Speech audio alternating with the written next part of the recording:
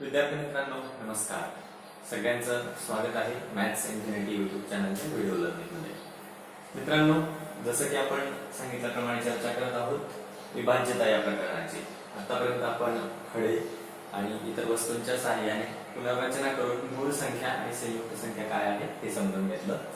यानंतर आपण पाहणार आहोत विभाज्यतेच्या कसोट्या काय.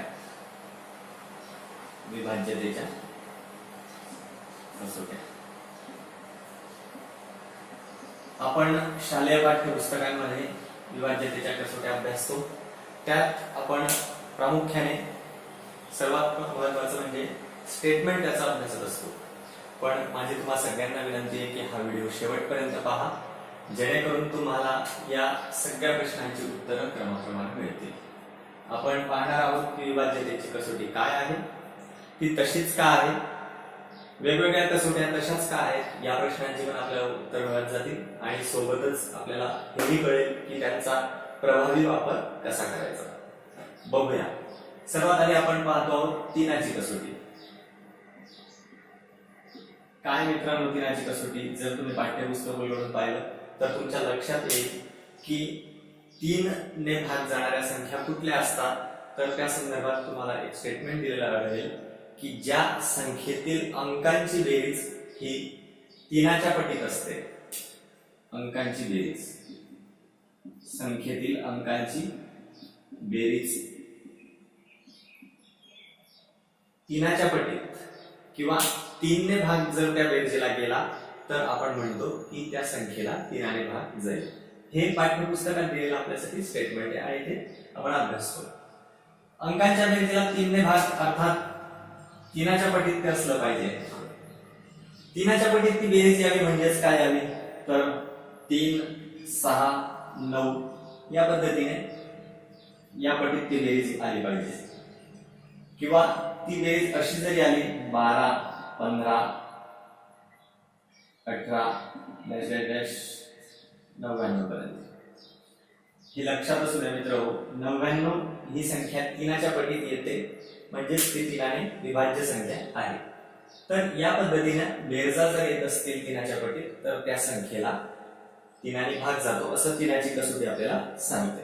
उदाहरण म्हणून आपण पाहायचं म्हटलं तर असं म्हणू शकतो की समजा एक संख्या आहे आपल्याकडे 795 अर्थात 795.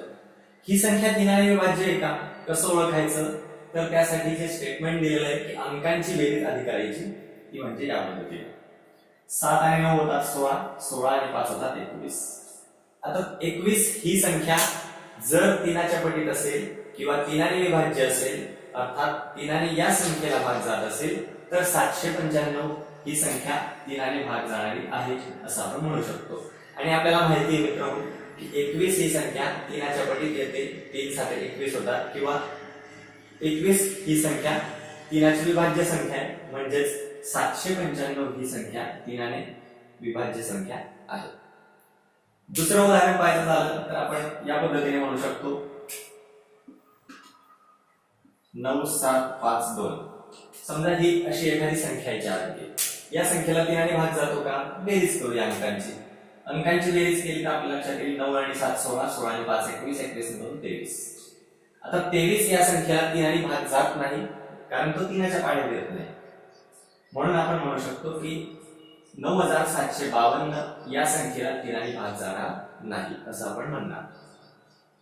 या दोन संख्यांच्या बाबतीत आपण पाहिलं की या संख्या भाग जात आहेत किंवा नाही आणि आपण या ठरवल्या येणाऱ्या बेरजेवरून 21 आणि 23 या अंकांच्या बेरजा आल्या अनुक्रमे.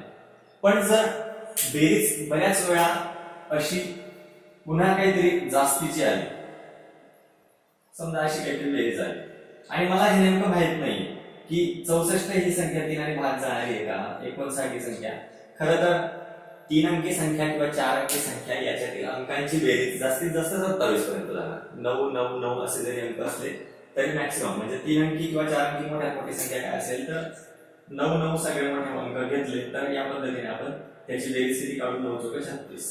पण मी एक उदाहरण म्हणून सांगतो की मला जर माहित नसेल की 36 बेरीज ही 3ने भाज्य आहे का, कारण 3चा पाडा मला 36 पर्यंत येतो किंवा 59 बेरीज आली, खूप लांबलचक संख्या घेतल्या त्यांची बेरीज 64 आली, मी एक उदाहरण म्हणून सांगतो. आणि ते जर मला माहित नसेल तर आपण पुन्हा एकदा त्याला कसोटी लावू शकतो आणि पाहू शकतो की 64 या संख्येची अंकांची बेरीज किती येते 6 आणि 4 10. 10 ही जर संख्या तीनाच्या पटीत असेल तर 64 ला भाग जाईल. 64 ला भाग गेला तर जी कुठली संख्या दिलेली असेल तिला भाग जाईल. या 10 ला सुद्धा आपण पुन्हा बेरीज करू शकतो 1 आणि 2, 1 आणि 0 1. हा 1 तीनाने विभाज्य नाहीये म्हणून हा 10 विभाज्य नाहीये, 10 विभाज्य नाहीये म्हणून 64 सुद्धा विभाज्य नाहीये. समजा प्रत्यक्षात आपण उदाहरण घेऊन पाहूया. एक लांबलचक उदाहरण समजा मी आपल्या पुढे मांडतो.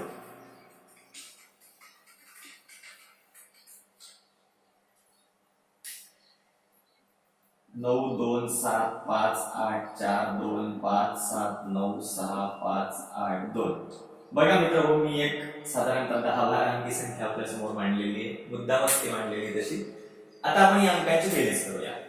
9 आणि 2 11, 11 आणि 7 18, 18 आणि 5 23, 23 ने 8 31, 31 ने 4 35 ने 2 37, 37 ने 5 42, 42 ने 7 49, 49 आणि 9 58, 58 आणि 6 64, 64 आणि 5 69, 69 आणि 8 77, 77 आणि 2 79.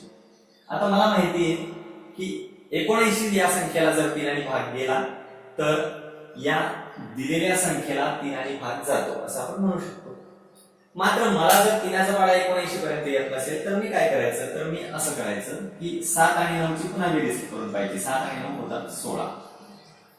तर मला हेही जर येत नसेल, आता अर्थात आपल्याला माहिती आहे की 3 15 होतात, 16ला भाग जात नाही. पण जर हेही येत नसेल तर 6 आणि 7 करून पाहिजे. सरते शेवटी आला 7. जर 7 ही संख्या 3 आणि विभाज्य नाहीये तर याचा अर्थ 16 विभाज्य नाहीये, याचा अर्थ 79 ही संख्या विभाज्य नाहीये. 79 म्हणजे या संख्येतील अंकांची बेरीज विभाज्य नाहीये, म्हणून आपण म्हणू शकतो की या संख्येला 3 आणि भाग जाणार नाही असं आपण कन्फर्म म्हणतो. तर ही आहे 3ची कसोटी आणि हा आहे 3च्या कसोटीचा गाभा. सरते शेवटी अंकांची बेरीज एक अंकात जर विचारात घेतली तर ती आली पाहिजे 3 6 आणि 9. जर सरते शेवटी अंकांची बेरीज 3 6 9 हे अंक देत असेल तर ती असते 3ची कसोटी, 3ने भाग जाणारी संख्या. तर या पद्धतीने आपण समजून घेतलं की 3ची कसोटी नेमकी काय आहे. आता आपण समजून घेणार आहोत की 3ची कसोटी नेमकी अशीच काय. खरं तर आपल्याला गणित शिकताना असले प्रश्न पडले पाहिजेत. गणित आणि विज्ञान शिकणं म्हणजे विचार करायला शिकणं आणि विचार करताना माणसाला प्रश्न पडले पाहिजेत. तर जर आपल्याला काही शंका मनात येत असतील की ज्यानं कोणी ही कसोटी शोधली असेल, याबद्दल काही प्रयोग केले असतील आणि त्याने त्याचं स्टेटमेंट दिलं असेल, ते कशाच्या आधारावर दिलं असेल असा प्रश्न आपल्याला खरं तर पडला पाहिजे. आणि आपल्या मनात ही प्रश्नांची मालिका जर आपण विचारात घेत गेलो तर दुसरा प्रश्न हाही येईल की अंकांची बेरीजच का करायला सांगितली, अंकांची बेरीज का करायला सांगितली असेल, वजाबाकी का नको. अशी एखादी कसोटी आहे का की ज्यात वजाबाकीची क्रिया सुद्धा विचारात घेतली जाते. कोणती कसोटी असेल की ज्यात अंकांची वजाबाकी करायला सांगितलं जातं. अनेक कसोट्यांमध्ये बेरीज का सांगितली जाते, गुणाकार का सांगितला जात नाही. म्हणजे भाग जातो की नाही हे ओळखण्यासाठी बेरजेचा आधार घ्यायचा किंवा वजाबाकीचा आधार घ्यायचा. गुणाकाराचा का नाही घ्यायचा, अंकांचा गुणाकार का नाही करायचा, करायचा तर कोणत्या संख्यांमध्ये करायचा, 3च्या कसोटीत बेरीजच का केली असेल, असे सगळे प्रश्न आपल्याला जर पडत असतील मित्रहो तर खूप छान होईल 3ची कसोटी समजण्यासाठी. बघूया या प्रश्नांची काही उत्तर मिळतात का. त्यासाठी काही गृहीतक आणि तर्क आपल्याला करायचे आहेत. ते असे, समजा एक संख्या आहे ABC, एक 3 अंकी संख्या आहे. मी संख्या अशी मांडतोय असं थोडंसं मनात गृहीत असू द्या. जर समजायला अडचण येत असेल तर असा काहीतरी विचार करा की आपल्याजवळ एक संख्या आहे 6 9 3 अशी एखादी संख्या मनात असू द्या. आता ABC ही एक संख्या आहे आणि आपण असं गृहीत धरूया की या संख्येला 3ने भाग जातो, जसं की 693 ला भाग जातो. यातले सगळे आकडे 3च्या पटीत, त्यामुळे पूर्ण संख्येची बेरीज सुद्धा 3च्या पटीत असेल. मग ज्याप्रमाणे 693 ला भाग जातो त्याप्रमाणे ABC ही जी मी संख्या घेतलेली तिला सुद्धा 3ने भाग जातोय असं गृहीत धरा. आता मी ज्या अर्थी याला भाग जातोय त्या अर्थी या संख्येला भाग जात असणार ही नक्की आहे. 100a अधिक 10b अधिक c. बघा गृहीतक काय की abc या संख्येला 3 ने भाग जातोय. याचा अर्थ काय होतो? याचा अर्थ होतो 10a अधिक 100a अधिक 10b अधिक c या संख्येला सुद्धा 3 ने भाग जातोय. का जातोय? कारण 10a अधिक 100a अधिक 10b अधिक c हे या संख्येचं विस्तारित रूप आहे. जर मी याचं विस्तारित रूप मांडलं तर ते असं असेल 600 अधिक 90 अधिक 3, बरोबर? किंवा 6 गुणिले 100 म्हणजेच 6 म्हणजे a असेल या पद्धतीने, b म्हणजे 9 असेल आणि c म्हणजे 3 असेल या पद्धतीने. तर हे विस्तारित रूप आहे. ज्या अर्थी abc या संख्येला भाग जातोय त्या अर्थी 100a अधिक 10b अधिक c या संख्येला भाग जातोय. आता आपण या संख्येचं विस्तारित रूप त्यात पुन्हा थोडीशी आपण बदल करूया. तो असा 100a ला मी असं लिहू शकतो का 99a अधिक a. हे मी 100a ची किंमत लिहिली. यानंतर मी 10b ची किंमत अशी लिहिणार 9b अधिक b आणि c ची किंमत मी अशीच लिहितो. तर एकंदरीत आता या पद्धतीने विस्तारित रूप आपलं झालेलं आहे. त्यात मी 99a अधिक 9b या संख्या एका बाजूला लिहितो अधिक a अधिक b अधिक c एका बाजूला लिहितो. आता विचार असा करायचा आहे मित्रांनो की ज्या अर्थी abc ला भाग जातोय त्या अर्थी त्याच्या विस्तारित रूपाला भाग जातोय, त्याच्या विस्तारित रूपाला भाग जातोय, त्या अर्थी त्याच्या या रूपाला सुद्धा भाग जातोय. पण या रूपाला भाग जातोय का हे आपण निश्चित म्हणू शकतो का? बघूया. या रूपापैकी आपण 2 भाग केले. डाव्या बाजूला जो भाग घेतला त्याचा जर आपण विचार केला तर तुमच्या लक्षात येईल की कोणत्याही अंकाच्या 99 पटीला, मग तो कोणताही अंक असू दे, 6 असू दे, 3 असू दे, 9 असू दे, 5 असू दे, काही असू दे, त्याच्या 99 पटीला 3 ने भाग जाईल. कारण की 99 ला 3 ने भाग जातो. 99a is divisible by 3 and 9b is also divisible by 3. ह्या दोघही संख्या ह्या 3 ने भाज्य आहेत. म्हणजे आपण म्हणू शकतो की ही संख्या पूर्णतः भाज्य आहे. मग जर या पूर्ण भागापैकी हा जर भाज्य भाग असेल 3 ने तर भाग जावा असा एकमेव मुद्दा उरलाय, तो म्हणजे a अधिक b अधिक c. जर या a अधिक b अधिक c या संख्येला, तयार होणाऱ्या या संख्येला 3 ने भाग जात असेल तर आपण म्हणू शकतो की या संख्येला 3 ने भाग जातो. आणि हीच आपली गुणाची कसोटी मित्र की अंकांची बेरीज. ही संख्या होती आपली abc, त्यातल्या अंकांच्या बेरजेला जर 3 ने भाग गेला तर त्या संपूर्ण संख्येला 3 ने भाग जातो. असं ही कसोटी आपल्याला कशी तयार झाली हे समजून येतं. तर का 3 ची कसोटी अशी काय हे जर तुम्हाला समजलं असेल तर कसोट्या कशा तयार होतात आणि विविध पद्धतीने आपण कसोट्या सहजपणे कशा तयार करू शकतो मी तुम्हाला आश्वस्त करू इच्छितो की जर तुम्हाला हे समजत असेल आणि पुढच्याही काही कसोट्या जर तुम्हाला समजल्या तर तुम्ही अगदी 100 नव्हे तर ज्याला कोणाला गणिताची खूप जास्त आवड आहे तो अगदी 3 अंकी संख्यांच्या सुद्धा कसोट्या तयार करू शकतो त्यांच्या पाढ्यांच्या आणि त्यांच्या या गुणधर्मांचा अभ्यास केला तर का 3 ची कसोटी का अशी आहे, बेरीजच का करायला सांगितली जाते त्याची ही उत्तर आहे. आता प्रश्न राहिला की 3 च्या कसोटीचा प्रभावी वापर कसा करायचा. बघूया.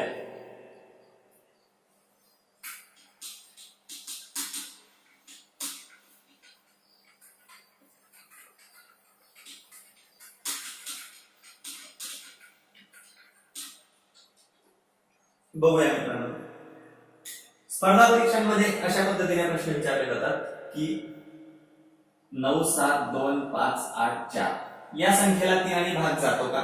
बघा त्यावेळी आपण काय करतो तर 3 ची कसोटी जी दिलेली तिचा तसंच तसं ऍप्लिकेशन करतो.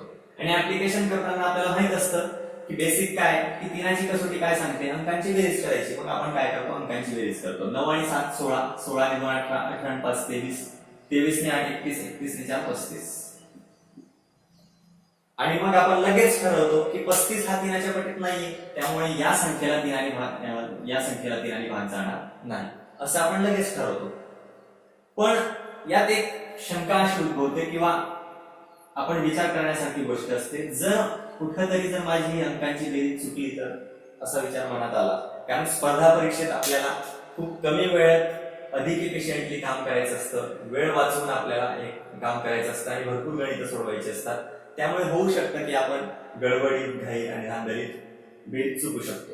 मग अशा वेळी मला एवढी मोठी बेरीज का करावी लागावी, तर त्यासाठी सोपी गोष्ट काय करावी, जर अंकांची बेरीज करावी लागणार असेल आणि ती तिनाच्या पटीतच हवी हे आपल्याला माहित असेल, तर तिनाची पट लहान का करू नये, तिनाची पट मोठी घेण्याऐवजी लहान का करू नये. तर लहान पट होण्यासाठी मग तिनाच्या पटीतले अंक मी आधीच विचारात घ्यायचे आणि ते सरळ काट मारून द्यायचे, ते विचारातच घ्यायचे नाही. 9 कट, कारण तो तिनाच्या पटीत आहे. तिनाच्या पटीत असलेला अजून एखादा अंक यात आहे का, नाही. तर मग या अंकांची बेरीज करा. 7 आणि 2 9, 9 आणि 5 14, 14 आणि 8 22, 22 आणि 4 26. पण यातही 26 ला जर भाग गेला नाही तर आपण म्हणू की या संख्येला भाग गेला नाही. यातही पुन्हा वेळ वाचवायचा असेल तर आपण करू शकतो. 7 आणि 2 9 होतात, ती पण पट कमी केली. 8 आणि 4 12 होतात, ते पण कमी केलं. सरते शेवटी राहिला फक्त आणि फक्त 5. मग 5 ला 3 ने भाग जातो का, तर नाही. म्हणजेच या संख्येला 3 ने भाग जाणार नाही. आणि याबाबत आपण बाकीची सुद्धा स्टेटमेंट करू शकतो. या संख्येत भाग देताना किती बाकी उरेल, तर ती उरेल 2. कारण की 5 ला 3 ने भाग देताना बाकी उरते 2. 26 ला सुद्धा 3 ने भाग देताना 3 8 24 होतात, बाकी उरते 2. 35 ला 3 ने भाग देताना 11 3 33, बाकी उरते 2. म्हणजे याही संख्येत बाकी उरणार 2. म्हणजेच तिनाची कसोटी ही केवळ आपल्याला भाग जातो किंवा नाही हेच सांगत नाही, तर बाकी किती उरेल हे सुद्धा सांगते. बाकी किती उरेल हेही आपल्याला तिनाची कसोटी सांगते. तर या पद्धतीने आपण असलेले किंवा नसलेले, आवश्यक असलेले नसलेले सगळे अंक फोडून फक्त काय उरणार आहे तेवढा विचारात घेतला की आपलं काम अगदी कमी सेकंदात मित्र होतं. अगदी 5 सेकंदात तुम्ही हा सगळा विचार करू शकता. उदाहरण म्हणून अजून एक उदाहरण पहा. 7 9 4 8 2 5 7 8 6 1. बघा हे सगळे अंक आहेत आणि आपल्याला एवढ्या मोठ्या संख्येच्या बाबत विचार करायचा आहे की याला 3 ने भाग जातो का नाही. बघूया. 9 भाज्य बाजूला केला, 6 भाज्य बाजूला केला, 7 आणि 8 15 होतात भाज्य, 15 ही संख्या भाज्य, म्हणून 7 आणि 8 ची बेरीज केली, दोन्ही भाज्य असल्यामुळे त्याला काट मारला. 4 आणि 2 6 होतात, बाजूला केला. 5 आणि 7 12 होतात, तेही बाजूला केले. 8 आणि 1 9, सगळेच अंक भाज्य, राहिले 0. म्हणजेच जी काही त्यांची बेरीज येईल ही तिनाच्या पटीत असेलच, म्हणून ही संख्या 3 ने भाज्य असेल. सिंपल. इतकी मोठी संख्या आपल्याला बेरीज करण्याची सुद्धा गरज भासली नाही. आपण फक्त आणि फक्त अंकांची बेरीज केली, 2-2 अंकांची बेरीज, त्या जोड्या आपण विचारात घेऊन काट मारली. इतक्या सिंपल इथे होऊ शकतं. परीक्षेत बऱ्याचदा तिनाच्या कसोटीच्या बाबतीत असं काहीतरी येतं. 7 3 स्टार आणि 5. स्टारच्या जागी कोणते अंक ठेवाल तर बरोबर ही संख्या 3 ने भाज्य असेल. त्यावेळी आपण काय करणार, 7 आणि 3 10, 10 आणि 5 15. 15 बेरीज होते, 15 प्लस स्टार. 15 प्लस स्टार अशी जर बेरीज येणार असेल तर भाज्य संख्या कोणत्या आहे. जर मी स्टारची किंमत 1 घेतली, आता 15 हा भाज्य आहे, 15 हा 3 ने भाज्य आहे, म्हणजे स्टारच्या जागी कुठले अंक येणार तर ते अंक असतील 3 6 किंवा 9.